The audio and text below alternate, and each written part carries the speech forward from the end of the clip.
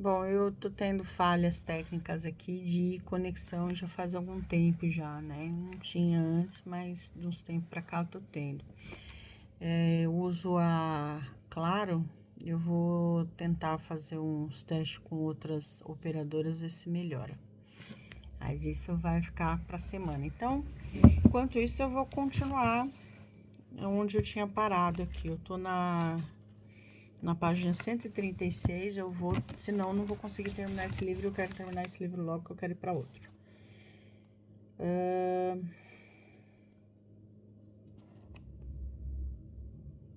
Ele tinha recostado no banco.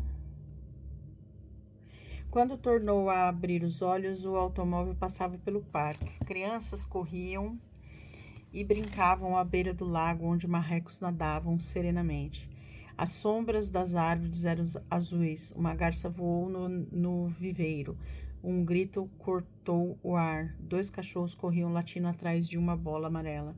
Naquele instante, Eugênio sentiu com mais pungência o vazio sem cor de sua vida e desejou intensamente a presença de Olivia. Edifício Hora, 3º andar, sala 38. Atravessou o pátio interno da fábrica, onde os grandes... essa parte aqui, que eu já tinha lido semana passada, que é quando ele tá lá na fábrica e ele ele acaba vendo um cara se machucando nas polias da fábrica. Aí o senhor Sintra nem se importa, ele tá mais preocupado de tomar um processo do que com a vida daquele trabalhador que tinha 5 filhos. O Eugênio ficou putaço com essa situação, né? Do tipo, poxa, a vida do cara não vale nada, né? Ao ponto de... aqui, essa parte é interessante, Eugênio tornou a pensar Olivia, como estava precisando dela, aquele dia mais do que nunca. Pensou com antecipado horror nos momentos em que ia passar com o sogro e com a mulher em torno da mesa de jantar. Como é terrível, né? Você ser obrigada a sentar à mesa com pessoas de quem você não gosta, né? É bem ruim. A liberdade é isso. É você poder se levantar de uma mesa que você não se sente bem. Ou nem sentar nela. Sintra falou pouco durante a refeição, parecia preocupado. Referiu-se por alto à reunião do sindicato, em que seu ponto de vista não encontrara apoio. A hora do café, porém, ficou comunicativo. Fez um boneco do miolo de pão e contou uma anedota em torno de um conhecido político. Eunice tomou conta da conversa, falou quase o tempo todo, dirigindo-se mais ao pai do que ao marido. Comentou o filme que vira aquela tarde, fez observações casuais sobre pessoas de suas relações, livros, a resolução que tinha tomado de estudar grego e psicanálise. Dizia que o Dr. Steckel viria fazer uma série de conferências na Sociedade de Medicina. Eugênio lutava com a melancolia e a depressão. Falou pouco, comeu menos ainda. Sintra não fez a menor referência ao desastre da tarde. Era um gentleman. Pondo o boneco de miolo de pão, o anel do charuto, à guisa do chapéu, perguntou: aonde é que vocês vão hoje à noite? Estou com vontade de ir ao clube. Eugênio não respondeu, mas Eunice declarou: vou à conferência do Castanho no Círculo de Cultura. E olhando para Eugênio, perguntou: vais? O tom como ela fez a pergunta, achou ele, trazia implícita a ideia de que naturalmente ele não iria, porque não se interessava pelas coisas do espírito. Eugênio, aqui, esse negócio que ele não se interessava pelas coisas do espírito. Na realidade, ela tá entendendo ele como um cara sem cultura, né? Que ela era uma pessoa culta, uma pessoa educada, e ele não, ele era um inculto, ele não se interessava por cultura. É isso que quis dizer aqui, das coisas do espírito. Eugênio franziu a testa. Se quiseres que eu te leve, tu sabes que posso muito bem ir sozinha. Ninguém te obriga a ir onde não queres. Em seguida, sorriu um sorriso polido para corrigir a aspereza das palavras. Uma mulher de espírito nunca se zanga, interpretou Eugênio. E ainda sem coragem para dizer um não puro e simples, perguntou: qual é o tema da conferência? A tragédia grega e o mundo moderno. Ah. Eugênio acendeu o cigarro, perdido em dúvidas. Não se achava disposto à conversa fiada. O de que precisava aquela noite era da solidão ou então de uma presença amiga. Tornou a se lembrar de Olivia. Teria ela voltado para a casa dos Falk? Bom, fez Eunice com um ar final. Não vais, não é?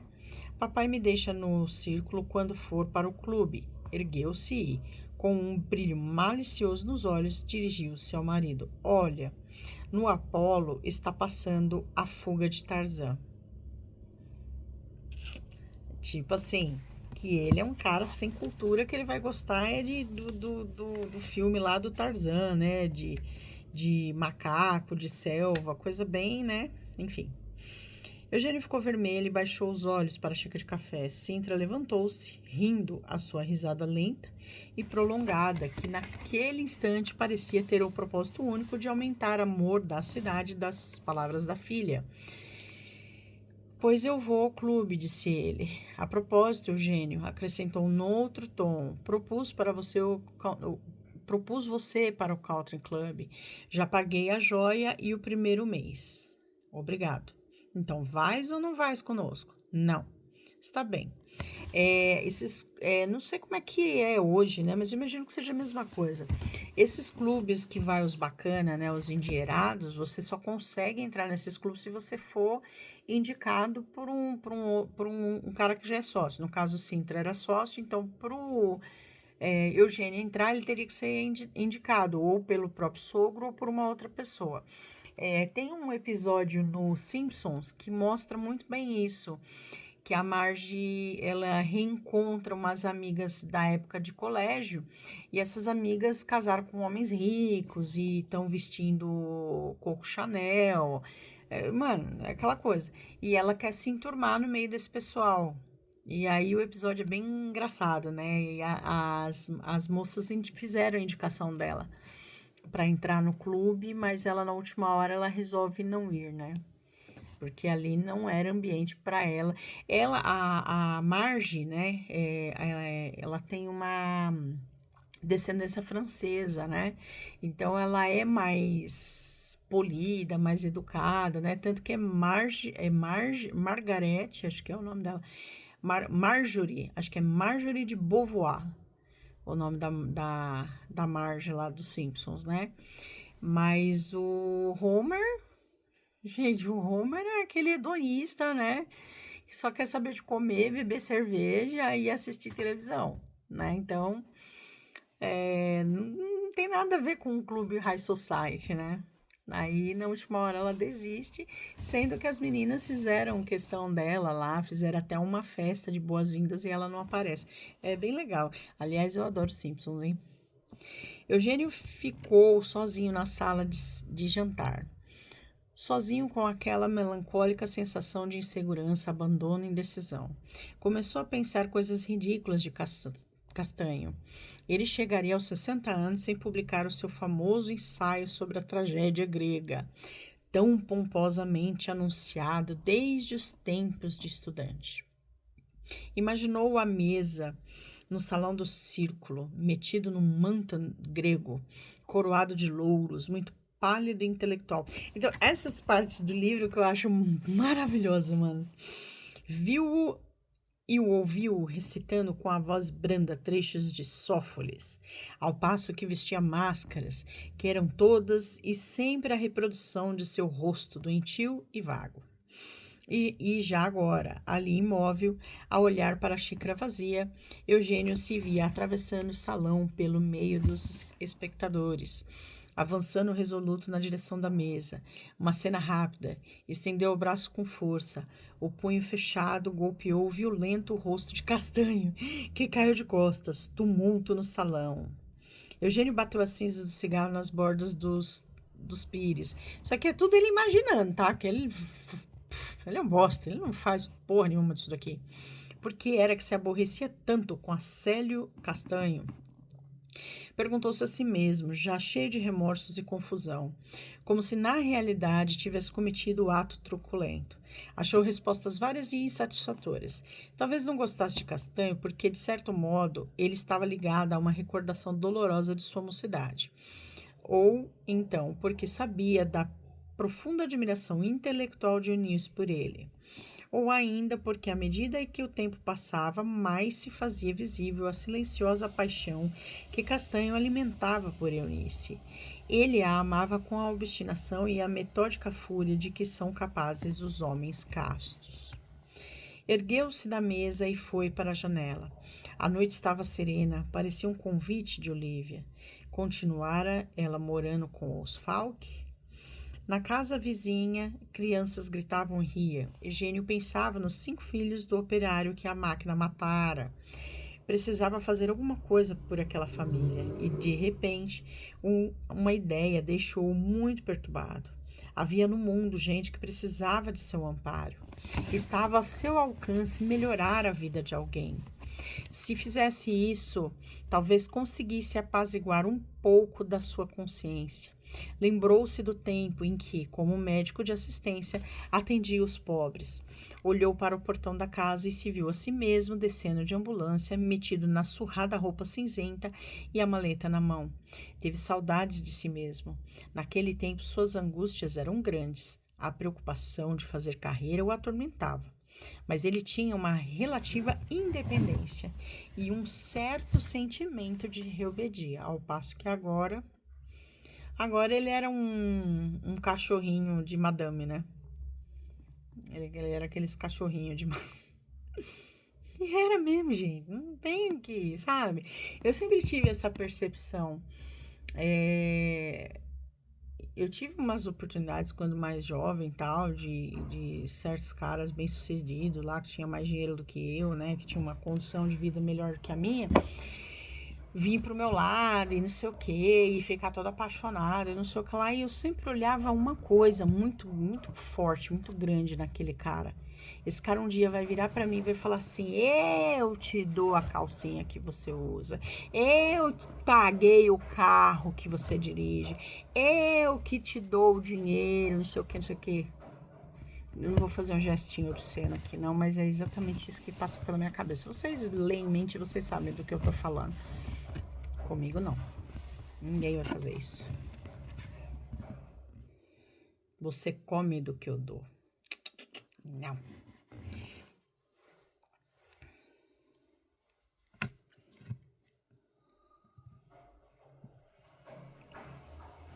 A solidão da casa deixava-o ainda mais deprimido. Pegou um livro, abriu-o por acaso, leu algumas linhas. O livro não lhe disse nada. Nas suas páginas, tornou a ver o operário que a máquina estraçalhara. 5 caras magras e doentias, 5 crianças sem infância nem esperança. Pegou o guia telefônico A, B, C, D, E, F, Fabrício, Fagundes, Falcão, Falk, Hans Falk, 5765. Não telefonaria. Jogou o guia longe, apanhou o chapéu e saiu. A porta se abriu e, com o coração a bater desordenadamente, ele se viu em presença de Olívia. Eugênio! Exclamou ela com alegria. Ele estendeu a mão que a amiga apertou. Ficaram assim entreolhar por um instante de mãos dadas, ela sorrindo, ele muito sério e perturbado. Eu sabia que vinhas. Entra. Tomou-lhe o chapéu e fechou a porta. Ele não conseguia dizer uma palavra. Como em outros tempos, segurando Eugênio pelos braços, Olívia o conduziu suavemente até a poltrona, como uma enfermeira que guia para amparar os primeiros passos de um convalescente. Eugênio sentou-se e contemplou Olívia, que se sentara na sua frente. Os olhos dela lhe ofereciam a paz. Ele passeou o olhar em torno. A sala estava bem como havia 3 anos passados, todos os móveis no seu lugar. Quanto tempo! Exclamou ele de repente. Sem saber como lhe escapavam essas palavras, Olívia sacudiu a cabeça lentamente, depois fez um sinal na direção da janela. Eu não dizia sempre? As estrelas estão aí mesmo. Então, para mim, o nome do livro tá errado, tá? O nome do livro deveria ser Olhai as Estrelas no Céu. Acho que ia fazer bem mais sentido. Eugênio entregava tudo, reconfesso, tudo bem que eu sou até e esse olhar e olhos do campo tá lá na Bíblia, então eu vou meio que fazer uma certa mesmo, né? Meia culpa, cadê? Chapeuzinho da vergonha, pronto. Eugênio entregava-se à paz e absurdamente não sentia nenhum constrangimento por ter voltado. A presença de Olívia lhe devolvia confiança em si mesmo. A noite passada sonhei contigo. Estavas assim no meio de uma cerração, fazendo sinais para mim. Fiquei aflito, acordei impressionado. O vento fresco da noite entrava pela janela, bafejava o rosto de Eugênio e ele tinha a impressão de que aquela frescura vinha da amiga e prosseguiu. Mas devo confessar que vim porque estou precisando de ti. Aconteceram tantas coisas hoje, não só hoje, em todos esses 3 anos. Baixou a cabeça, continuou a falar sem olhar para a interlocutora. É a volta do filho pródigo, não achas? Olívia se sentou e disse: então vou mandar matar um vitelo. Olha, a chaleira deve já estar chiando no fogo. Eu tinha começado a fazer chá para 2, com o pressentimento de que vinhas hoje. Mas como é que sabias? Ela encolheu os ombros. São avisos misteriosos. Eu nem sei explicar. Retirou-se. Eugênio acendeu um cigarro. Estava agora perfeitamente à vontade. Aquela era a sua casa.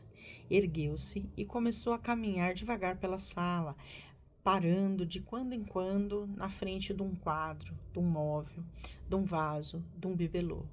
Deteve-se diante de seu retrato, que se achava no pé de um vaso com flores. Tinha-o tirado no dia da formatura. Estava muito sério, a testa franzida, a boca apertada. Tomou o quadro, examinou-o mais de perto. Quando Olívia voltou, Eugênio mostrou-lhe o vaso e o retrato. Flores para o defunto? Ela parou com a bandeja nas mãos. Não te esqueça de que Cristo ressuscitou Lázaro. Ele repôs o retrato no lugar. Isso foi no tempo de Jesus, que Jesus andava pelo mundo. Olívia servia o chá. Mas Jesus ainda anda pelo mundo. Será preciso que a gente só acredite no testemunho de 5 sentidos? Jesus nunca deixou de estar no mundo. O pior cego é o que não quer ver. Então, essas partes mais bíblicas, essas partes assim, mas tá bom. Ele sacudia a cabeça com obstinação. Não lhe era possível distinguir a imagem de Jesus no meio daquele matagal cerrado de problemas, ideias confusas, conflitos, interesses cruzados, dúvidas e baixezas. E se Jesus ainda estivesse na terra? De certo, como medida de defesa, se tinha adaptado à miséria do mundo. Agora sim, ó. E se Jesus ainda estivesse na terra? De certo, como medida de defesa, se tinha adaptado à miséria do mundo, como um camaleão. Quis dar às palavras essa ideia, um secreto temor, porém, o deteve. Fosse como fosse, havia recuperado a paz, sentia-se feliz e ambos iam tomar seu chá como nos velhos tempos. Sentaram-se frente a frente. Eugênio narrou o desastre da tarde. Será que tudo isso não tem um sentido, uma significação, uma finalidade? Eu às vezes penso. Ela avançou a cabeça, olhou bem nos olhos e lhe disse com uma expressão que ele nunca mais haveria de esquecer: graças a Deus tu sofreste. Eugênio fitou os olhos da amiga sem compreender e, de repente, como que arrependida da seriedade de sua atitude, Olívia voltou à habitual postura de serena simplicidade. Pouco ou muito açúcar? Assim está bem. Ela lhe passou a xícara. Biscoito, obrigada. Serviu-se. Está bom? Ela sacudiu a cabeça afirmativa e logo após perguntou: pode-se molhar o biscoito no chá? E lamber os dedos, se quiseres. Pergunto porque lá em casa não tenho licença de fazer isso. É gente de bom tom. Tu compreendes? Sorriu, mas corou. Fez-se um curto silêncio. Conta tudo, Eugênio, pediu ela. Para quê? Sei que já adivinhaste. Ela sacudiu a cabeça numa lenta confirmação. E agora? Ele encolheu os ombros. É a pergunta que me faço todos os dias a mim mesmo. Depois a xícara em cima da mesa, olhou muito sério para Olivia, longamente, e por fim falou num tom ansioso. Olivia, eu não tenho nenhum direito de te fazer perguntas, mas há alguma coisa que eu queria saber. Nem podes imaginar o que isso agora significa para mim. Calou-se. Ela esperava. Tu te lembras daquela noite, da nossa última noite? Ela sacudia a cabeça, afirmando. O rosto dele tinha a expressão de dolorosa ânsia. Por quê? Por que me deixaste ir? Por que não me quiseste ter? Quando saí daqui, ó, eu tô na 146, tá? Quando saíste daqui foi com a certeza de que voltaria no outro dia e mandaria o resto para o diabo. Por que foste embora depois? Por quê? Ela apertou as mãos dele nas suas e respondeu. Quando a gente está sozinha numa casa e ouve o barulho no andar térreo, fica logo assustada pensando que é em ladrões. Se não desce para ver o que é, passa o resto da noite preocupada, não dorme ou dorme mal, tem pesadelos. O melhor é descer, verificar que foi apenas um gatinho que virou a cadeira. Depois voltamos para a cama e dormimos tranquilos. Pausa. Se eu te retivesse aquela noite, tu passarias o resto da vida amargurado e arrependido, julgando que a tua felicidade estaria neste outro mundo em que hoje vives. Isso é uma sabedoria fora do comum, né? Tem pessoas assim, tá? Que conseguem ver esse tipo de coisa e deixar as pessoas seguirem os caminhos que elas mesmas querem, mesmo que saiba que vai quebrar a cara. Eu acho que isso deve acontecer muito com pai e mãe, né? O pai e mãe tentam orientar os filhos, tal, mas o filho quer seguir por um caminho que o pai e a mãe sabem que vai dar problema, mas deixa o filho seguir, porque ele tem que ir e ver com os próprios olhos que aquele caminho não vai dar certo, né?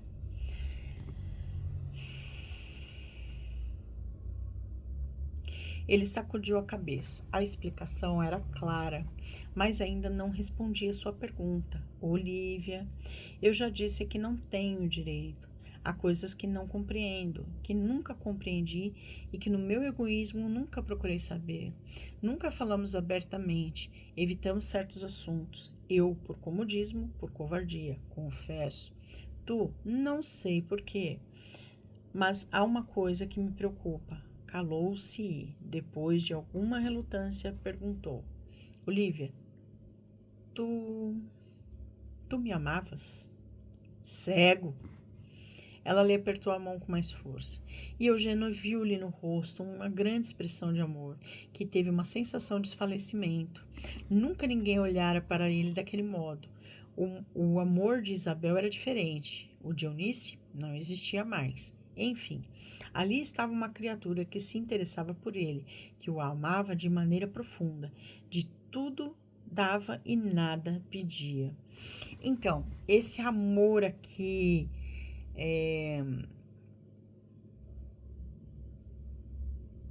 servil, esse amor resignado, sabe? Esse amor compreensivo demais, tal, não sei o quê. Sei lá, cara.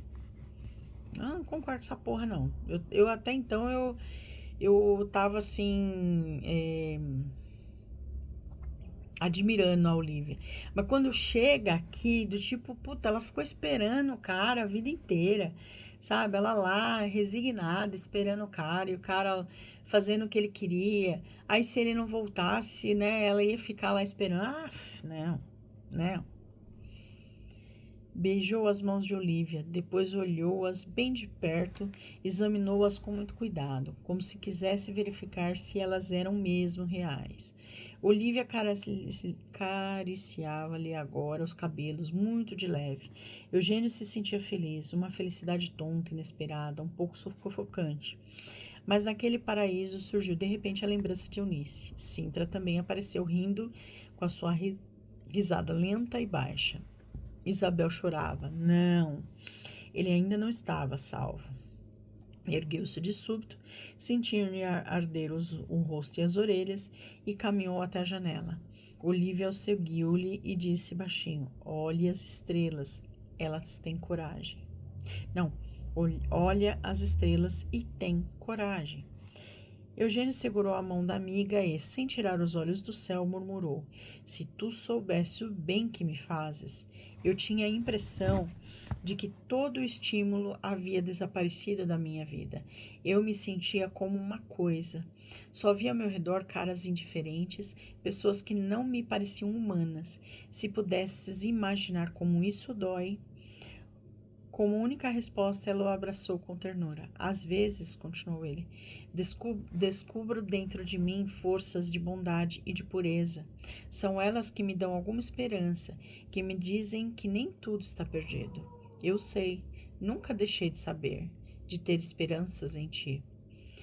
Ficaram alguns instantes em silêncio olhando as estrelas. O vento bafejava-lhes o rosto. Ao cabo de alguns instantes, Eugênio tornou a falar. Como deves ter sofrido todo esse tempo em Nova Itália, sem um amigo, sozinha. Sozinha? Ela sorriu. Deixaste comigo a melhor das recordações naquela nossa última noite. Ele voltou a cabeça para a amiga e a encarou com ar interrogador. Aquelas palavras tinham um tom singular. Seriam meras retóricas ou significariam algo de mais profundo? Tu te lembras da noite em que eu disse que estávamos numa encruzilhada? Pois tenho todas as razões para crer que esta noite também é uma encruzilhada. O princípio de alguma coisa muito nova e muito grande em tua vida. Vem. Puxou-o de leve pela manga do casaco e levou-o até o quarto de dormir. Acendeu a luz. O que Eugênio primeiro viu foi a cama de Olívia, esmaltada de verde, com cobertas muito claras. Ao lado dela se achava um berço branco, no qual dormia uma criança. Eugênio aproximou-se, o coração, que adivinhara tudo, já marcava o ritmo daquele choque. Comovido, trêmulo, aéreo, ele se reconheceu no bebê adormecido. Os seus traços estavam naquele rosto fresco e sereno. Era como se lhe fosse dado ver a si mesmo com 2 anos, como num retrato que ainda guardava. Olhou para Olívia de testa franzida. Tu compreendes? Explicou ela. Eu não podia ficar sozinha, sorriu. E ela já tem até o seu jeito de franzir a testa e o nariz. Chama-se a Ana Maria. É Ana Maria tudo junto, tá? As lágrimas brotavam nos olhos de Eugênio, que continuava imóvel e tonto, incapaz do menor gesto, da menor palavra. Aí aqui é tudo ele fazendo a lembrança, tá? Aí aqui a gente volta pro tempo presente no livro. Passando pelo parque, os bancos cheios de namorados, o lago brilhava impreciso por entre as árvores. A luz se reflete tremulamente na água. Eugênio, num relâmpago, lembra-se de uma noite, há tão poucos dias, em que passeou por entre essas mesmas árvores com Olívia e Ana Maria. A revelação da existência da filha lhe era uma sensação indescritível, semelhante à que tivera aos 13 anos ao descobrir a primeira paixão. Depois daquele reencontro com Olívia, sua vida mudara por completo. De repente, ele achava um motivo para ter confiança no mundo e em si mesmo. Tinha uma filha. Uma filha. Era humano. Não estava perdido. Todas as noites ia vê-la, ver Olívia. Era lá que descansava os nervos, que ganhava coragem e estímulo. Como eram doces aqueles serões! Ana Maria brincava sentada nos seus joelhos com seus brinquedos que lhe trazia, chamava-lhe de pai, enquanto Olívia apenas o contemplava com os olhos profundos, que os envolviam os dois com uma enorme onda quente, amiga e protetora. Depois, a pequena ia para a cama. Uma noite, relembrando-a, Eugênio se odeia. Ao despedir-se de Olívia, o beijo que lhe deu foi mais cálido e demorado. Suas mãos viajaram pelo corpo dela num movimento inequívoco, mas ela o mirou bem nos seus olhos de serena, sem ressentimento, e lhe perguntou: Eugênio, isso é o absolutamente indispensável? Não, não era. Tinha sido um gesto irrefletivo. Ele era um bruto. Ela tornou a beijar-lhe o rosto, disse-lhe que ambos agora procuravam algo de mais alto e o tempo mais fundo.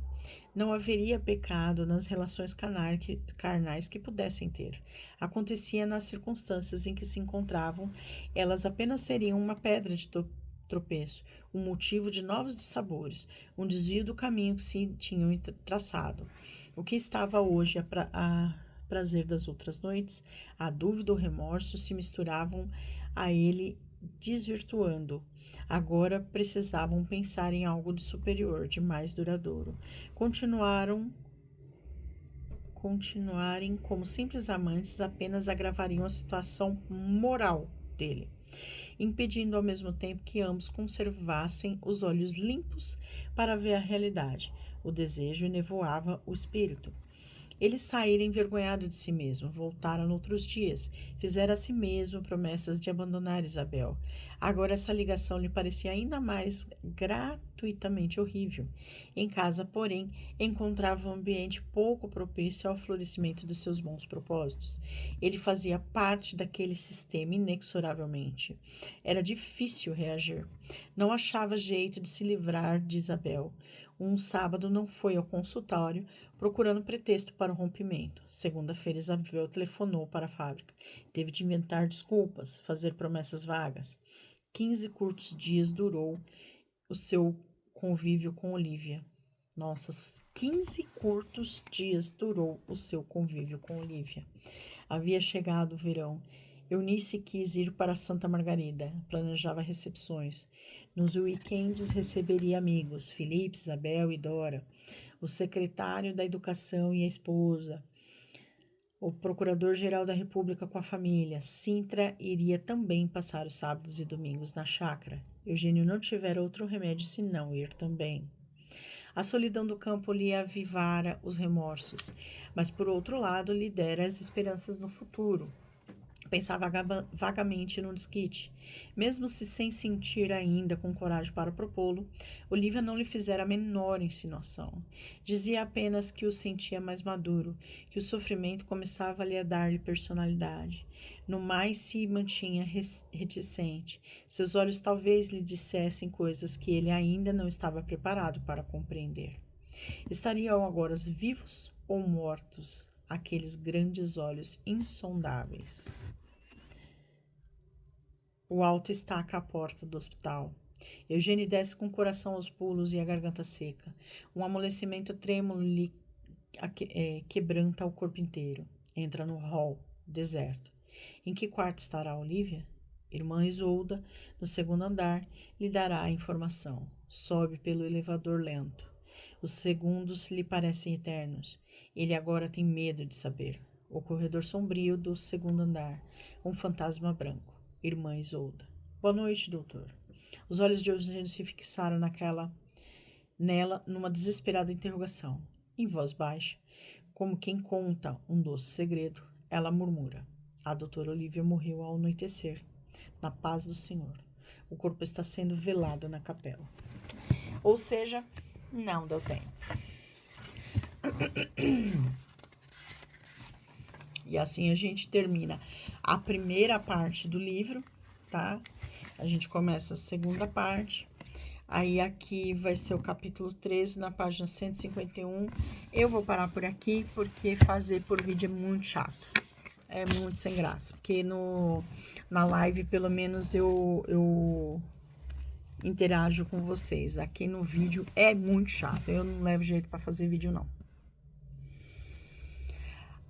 Eu fiz a pesquisa das vogais, né? Os nomes com vogais do Érico Veríssimo. Não se tem nenhuma informação, tá?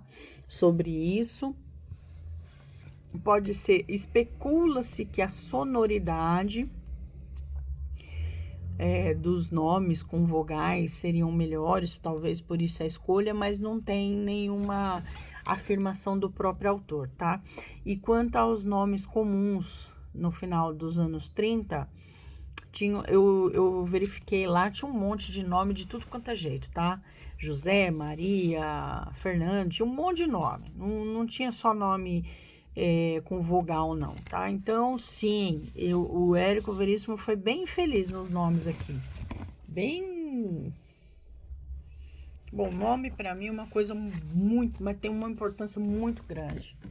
né? Então, chegar e escolher qualquer nome, fazer de qualquer jeito a parte dos nomes, pra mim pega bem. E é isso, tive um problema com a live, mas mesmo assim eu gravei aqui pra vocês não ficar sem esse pedaço do livro, tá? Então, esse é o canal A Vida Como Ela É, uma idealização minha, da Vicky Lorena, do meu grande amigo particular, Brandon Silva. Boa noite e até sábado que vem.